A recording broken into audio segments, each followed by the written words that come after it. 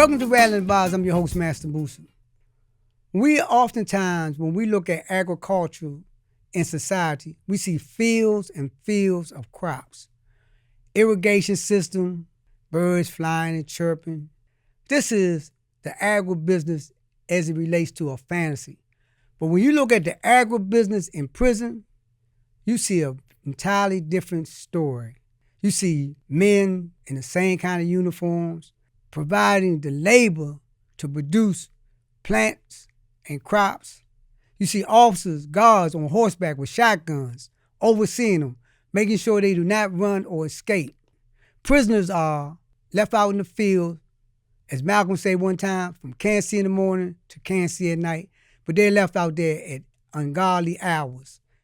Recently, I spoke with Professor Joshua Sbicca, who is an educator, community builder, and associate professor in the Department of Sociology at Colorado State University, author of Food Justice Now, Deepening the Root of Social Struggle, and co-author of A Recipe for Gentrification, Food, Power, and Resistance in the City. Thank you for joining me, Professor Joshua Sbicca. It's a pleasure to be here. Thanks for having me on your show. Okay, and introduce yourself to our audience and tell them how you got into the space that we're now talking about today. Sure. I'm the director of the Prison Agriculture Lab out of Colorado State University. And the Prison Agriculture Lab is a space for inquiry and action related to understanding agricultural operations inside the criminal punishment system. And we do a lot of research to understand what's happening and provide translations of that research for a public audience, for media audience, so that people can see behind the curtain of the prison and understand specifically what it's like to be on a prison farm and to understand the scope of that work. So I come at this work originally actually through doing food justice work, and in particular working with an organization called Planting Justice, who is an organization that works with formerly incarcerated people. It's also worked inside prisons like San Quentin State Prison in California. And through that work, was exposed to the perspectives of a lot of formerly incarcerated people who've had to work in prisons, but also who were working in a more positive way with plants and in gardens. Right. But it stoked this question in me, though: what's happening more broadly in the U.S. prison system when it comes to agricultural operations? And so that sort of curiosity was really the impetus behind the launch of the Prison Agriculture Lab.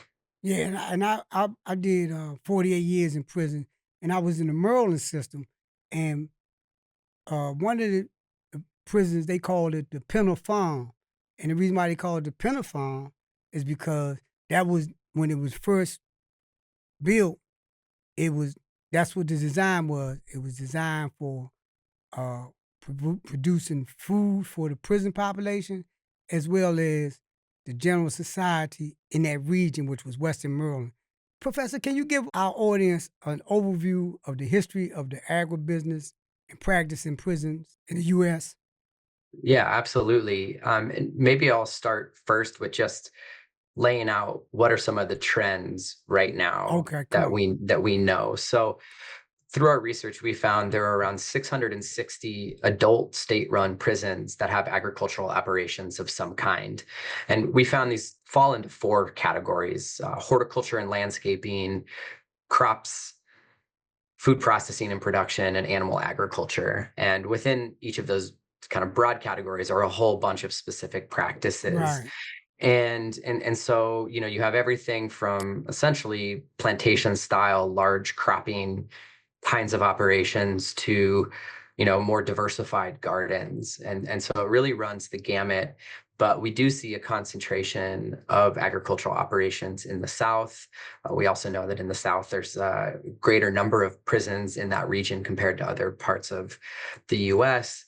And we've also asked kind of like, why are these things taking place? And so currently, according to the prison system, there's four main reasons why these operations take place. One is idleness reduction. So essentially, kind of because prisons force people to work in the name of, they don't want quote unquote idle hands doing the devil's work. Another is financial reasons, so feeding the prison population or producing profits for the prison system. There's also more I should say, training purposes. So educational or vocational programs are tied to ag operations. And then lastly, a very small subset are reparative. So we understand this is like, for community service purposes, like donating the food that's grown or, greening the prison or something like that. But I'll say that that's a huge exception, that there are those sorts of reasons for these operations. As far as kind of like the more historical kind of connections, you know, one of the pieces that I think is really clear is that if you look at the history of agriculture in the United States, it's built on dispossession, it's built on enslavement, Right. and a lot of those violent kinds of logics in agriculture find their way into the prison system as the US prison system begins to develop in the 1800s. And the same groups who were bracketed out of this sort of agrarian utopia that was being built for white immigrants to the US, as those people were bracketed out, they were then incarcerated again as the prison system began to develop. And yet agriculture was somehow imagined as a tool to discipline incarcerated people and compel them into being, an orderly subject, basically. And so in many ways, agriculture helped build the prison system. As Right. prisons begin to develop, they needed to find a way to afford what they were creating.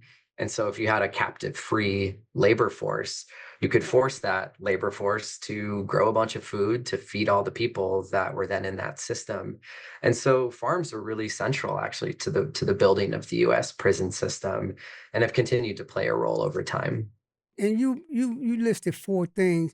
Talk about the relationship between the how they work out as far as the agri, okay, and as it relates to like the support of the institution and the profit margin that come out in support of the, the prison industrial complex profiting off of it. Yeah, so maybe I'll kind of start with breaking down a little bit these two differences. So when it comes to agricultural operations in prisons and the financial benefits Mm, of those operations, it comes in two forms. One is essentially a subsidy to the prison system in the form of food that goes to feed the prison population. And this acts as a cost savings. So instead of a prison having to go into the open market and buy that food from a corporation, they have their prison force do that work, right, from anything from $0 to cents on the hour. There's a large number of prisons that subsidize the cost of feeding people in this kind of way, and and food is one of the few pieces within a budget in the prison that is controllable in many ways. And so prisons have sought to make that expenditure less and less and less over time. And right. it's at a great cost to the health of people within prisons. And I'll note that, even in cases where food is going into the prison system, it usually isn't enough to completely feed everybody. And so food has to be bought anyway. And then there's the food that's being sold on the open market. So if we were to think about it, like I think about it like an agricarceral industrial Right, complex right, right. That's exactly what where it is. where you have prisoners that are selling or that are working to produce crops that then get sold and also raise animals and like livestock. So like in Texas, for example, there's a huge livestock operation.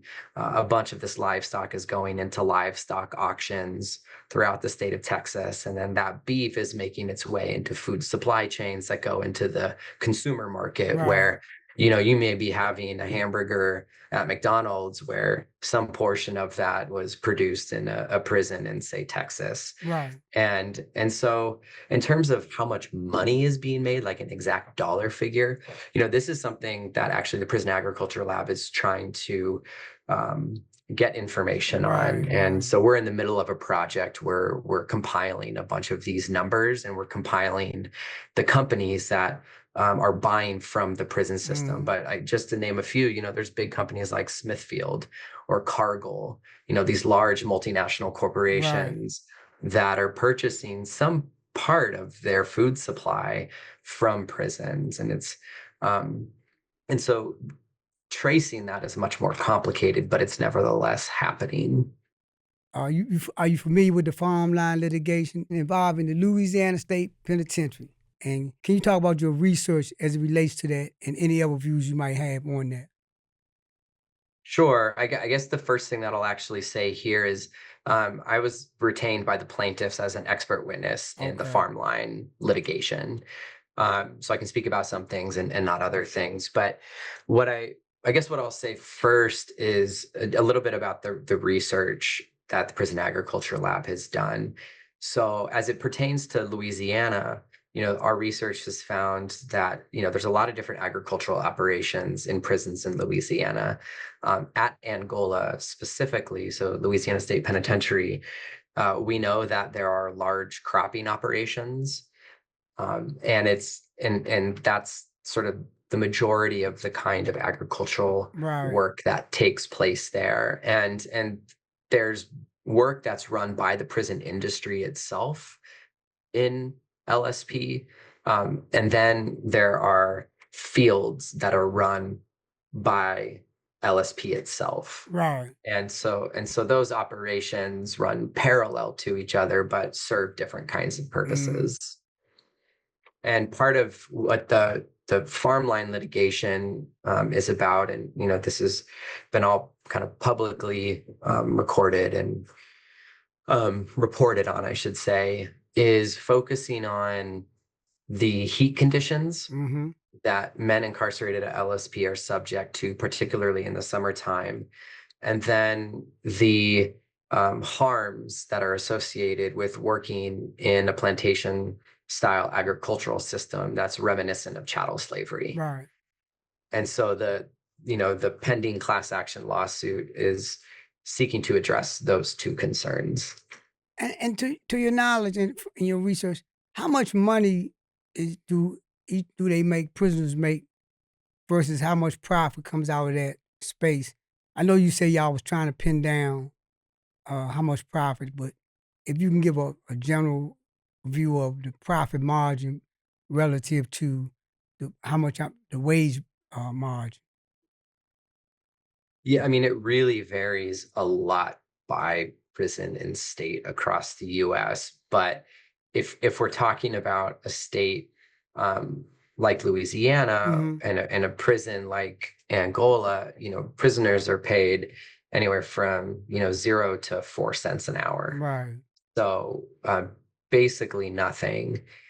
And in terms of the farm line itself, what's come out in kind of public declarations is that food actually goes back into feeding the prison population. So it's different than some of the other agricultural Right. operations that are, you know, producing food for the open market. In terms of the exact dollar figures, I don't have those Right. exact figures, but if you were to look like in the aggregate, the Associated Press released a report about a year or so ago, and they essentially found that there's, likely hundreds of millions of dollars that Right. are um, being made by this agricultural system within prisons. And so you could do some ballpark math Right. Right. to realize essentially that you have incarcerated people paid basically nothing while companies and or the state are profiting off of this labor. And it's known that when you're dealing with any type of large agricultural situation, that you have to have some type of a pesticide or some type of way to like preserve the plants that you're growing or create an environment for the plants to grow. To your in your research, have y'all found any relationship between the pesticides that's being used and uh, the health or health related issues from? men or women that's working in these environments?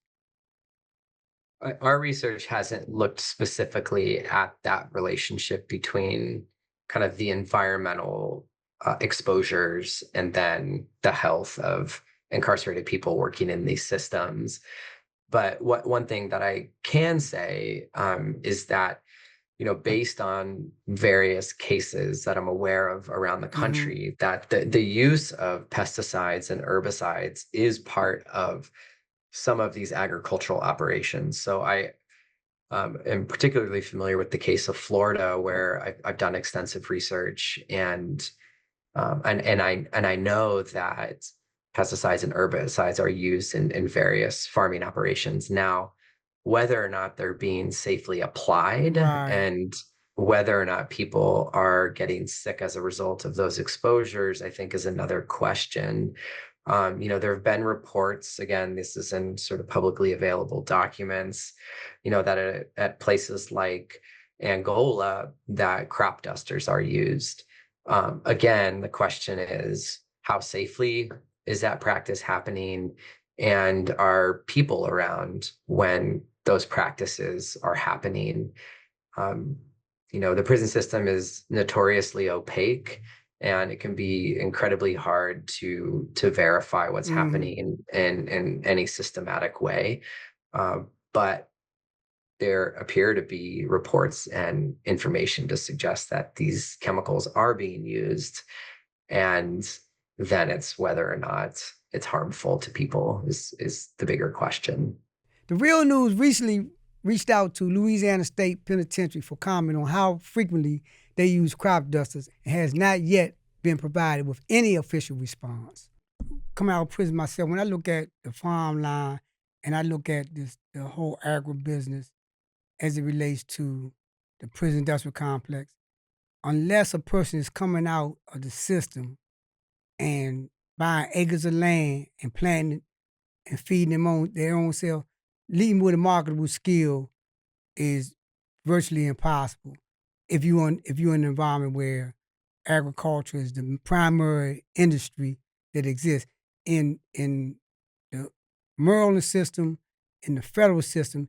They have industry and it exploit and it's exploitative in and of itself, but they provide you with a marketable skill where a person might come out with upholstery, person might come out with plumbing, person might come out with cabin making, even though they're being exploited all them years. I find the connection between when the person doing long term in the Angola or long term on any prison where it's agri is concerned, that they don't have the necessary uh, job skills to be competitive back in society. Have you do you have a view on that? Yeah, I do. And I think that's a really important point that you're making. And, one of the claims of many state prison systems is that there is some sort of educational or vocational benefit to the agricultural work that people are performing. Unfortunately, there's very little evidence to Yeah, right. suggest that that's actually happening. And I think that there are several reasons for that. I think one is part of it's like a tracking problem. It's very difficult to track people once they leave prison. But Right. I think more fundamentally is the point that you made, which is that you can't buy land coming out of prison. Right. It's very, very unlikely that you're going to be able to do that.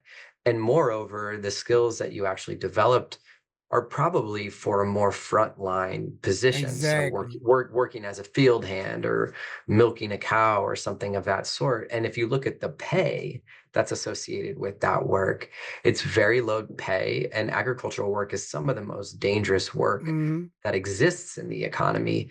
And so the thing that I've thought a bit about is like, what is it actually signaling to incarcerated people when you say, this is the kind of work you're going to do? It signals that they don't deserve better work. Right. Exactly. It signals that they deserve some of the most backbreaking, brutal work that we know exists. and to suggest that people are going to come out with a skill then in that same sector that continues to abuse people, um, is ultimately this sort of disciplinary and brutal logic Exactly. that has no intention of actually taking care of people. Right. Under the law, you have crime, you have punishment. And the punishment is the sentence that you receive.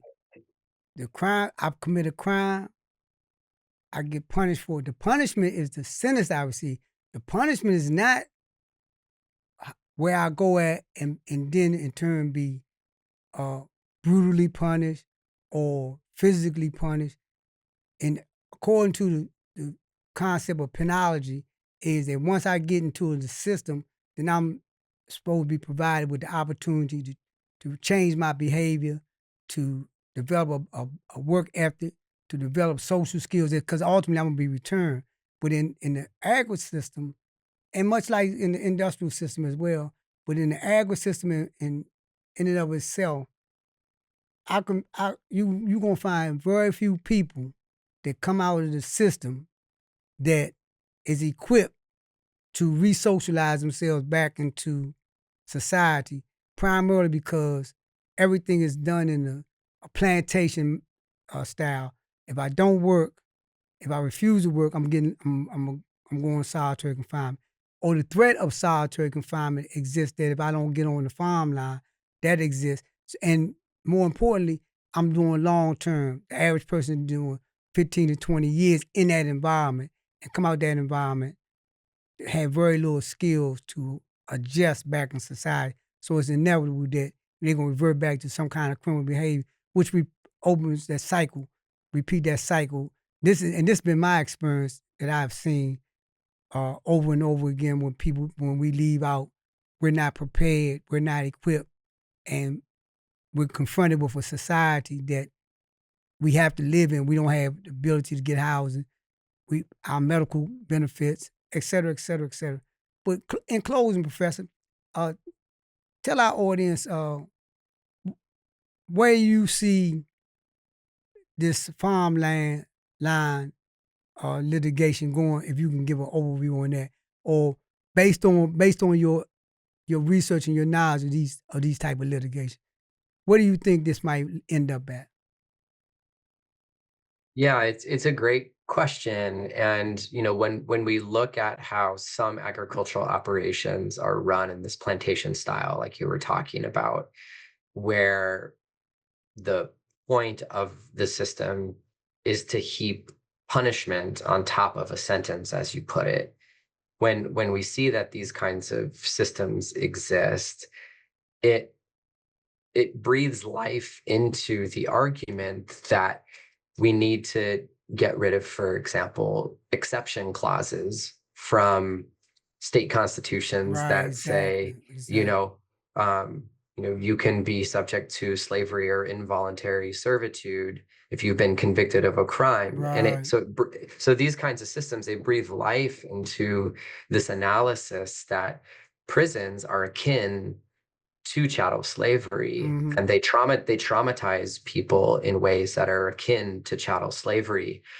And so even though plantation style agricultural operations are the exception in the American prison system, they're demonstrative of the larger logics in the prison system that abuse people, that use incarceration and capturing the time of people, in order to prop up essentially a giant public works program. Right. And then on top of that, um, the entanglements of that system with private industry, which profits off of the captured time of people. And so, when thinking about something like the farmline litigation, or kind of more broadly what it represents, I think that's why it's significant, and that's why we should be paying close Right. attention and thinking about how that logic is maybe happening in many other places as Mm-hmm. well. And so there's an opportunity to crack that open and um, engage in efforts that actually uplift the human rights of people who are Exactly. incarcerated, and that sees the human dignity of people who are behind bars, no matter what they've done. Based on your research and your study and your knowledge of the history, what would be a good solution for the type of problem that we just outlined?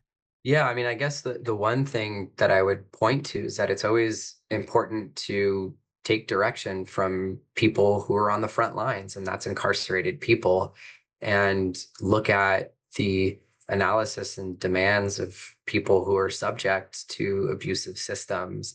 So if you look at, efforts like the Free Alabama movement, or efforts in the state of Florida, for example, to engage in various prisoner rights organizing, that I think it's really important to find those organizations and those individuals that are already doing the work, and to find a way to plug into it wherever you're located.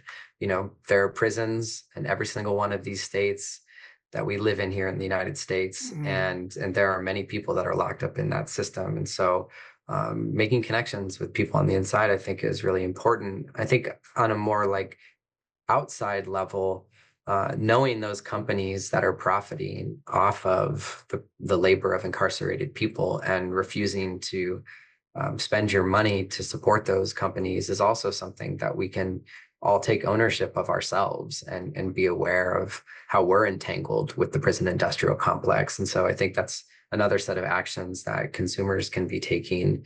And I think kind of the last piece is, in those cases where there is, say, litigation or other kinds of efforts to hold prisons accountable, that people find ways to support those efforts. So those are the things that I would offer here yeah, today. and well said. Tell our audience how they can follow you or keep track of some of the works that you're doing in terms of your advocacy. Sure, you can find the work of the Prison Agriculture Lab at prisonagriculture.com. And personally, I'm on Blue Sky, and you can find me on Blue Sky if you want to follow me on social media. Professor Joshua Sbicca, you rattled the bars today, and we want to always be mindful of this here that we're talking about human beings. We had the United Farm Workers that was working in the fields for pennies a day, inhumane conditions, that was able to unionize and ultimately get treated like as human being, get a livable wage. We had people that, when we look at this country, that was working in sweatshops, that unionized and was able to get treated like human beings. The thing with the prison population, as Professor outlined, is the 13th Amendment. 13th Amendment is the one thing that's preventing prisoners from being treated like human beings, because it says that except for those who've been duly convicted of a crime, they can be treated as a slave. Anybody else cannot. But if you've been duly convicted of a crime, you can be treated as a slave. And as we see from the Louisiana uh, system, farm system, or any other system where it's agriculture involved, we see this 13th Amendment being carried out. The only difference between the 1800s and now is everybody's not on the plantation. They don't have free reign to just round people up, go kidnap people. But once you're in that system, it's like you've been kidnapped, and that's the end of that your life as it exists during that time. We want to ask our audience to continue to support the Real News and Rattling the Bar. We ask that you give us your feedback on these conversations, because it's important that we hear what you got to say. If you agree with it or don't agree with it, we still want to hear it, because it's only through discourse that we can get a better understanding of the direction that we want to take in treating each other like human beings. Thank you, Professor. Thank you. It's been a pleasure.